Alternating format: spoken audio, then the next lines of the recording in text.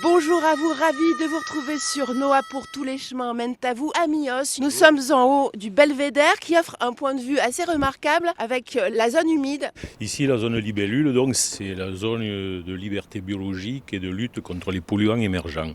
Par rapport donc, à la station d'épuration que vous avez à votre droite, un premier traitement donc, qui va permettre d'éliminer les boues. Ces boues qui seront par la suite valorisées en compost ou en biogaz. Et ensuite, après donc, épuration, cette eau, au lieu d'être directement rejetée dans le milieu naturel, donc, va partir au niveau de cette zone donc, libellule. Et ensuite, cette eau, par le biais de delta, va déposer ses résidus pharmaceutiques, cosmétiques, pesticides et autres que nous n'avons pas pu Traité auparavant. Exactement. Donc, et puis par le biais de plantes locales essentiellement, mais donc des roselières qui vont absorber donc, tous ces résidus et donc les permettre après à terme de les éliminer naturellement. C'est efficace puisque quand on analyse les eaux, là, les dernières qui arrivent dans ces bassins, cette zone humide qui est artificielle, petit à petit gagne sa biodiversité.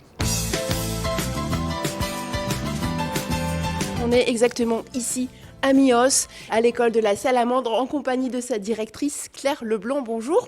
Alors votre école, elle est particulièrement écologique. Chaque classe dispose de son jardin d'ornement. Qu'est-ce qui pousse dans ce jardin ou qu'est-ce qui pourrait y pousser ? Alors, les fraisiers, ça c'est sûr, vous pouvez les voir. Vous avez aussi des plantes aromatiques qui ont été plantées l'année dernière.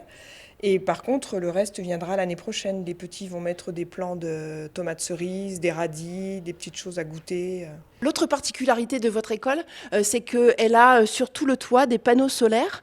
On nous affiche la puissance instantanée, donc la production d'électricité en ce moment, la production cumulée et la pollution en CO2 que l'on évite par notre production d'électricité. L'école se suffit en production électrique entre 40 à 60%. On a un regroupement des anciens jouets. Les enfants ont cherché dans leur chambre les jouets dont ils n'avaient plus l'utilité pour l'apporter et ces jouets seront distribués pour des Noëls à des familles qui ont besoin un petit peu qu'on les aide. Nous sommes juste à côté du collège de Mios.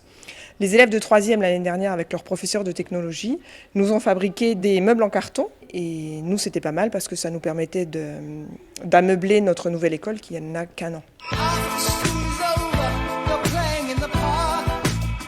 On est au cœur de la ville et pourtant sur ce sentier des 3 cours d'eau, on l'oublie totalement. C'est une réalisation toute récente en fait. Oui, toute récente. C'est sur les derniers mois qu'on a réalisé. L'objectif, c'est de faire découvrir notre environnement. Ça vous tient à cœur l'écologie dans une commune en pleine expansion ? C'est exactement ça. On a une commune qui subit une progression démographique majeure.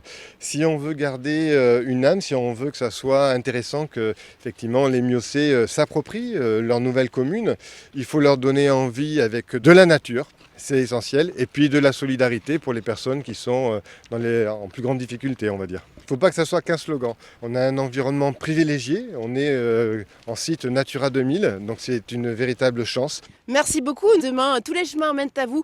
Vous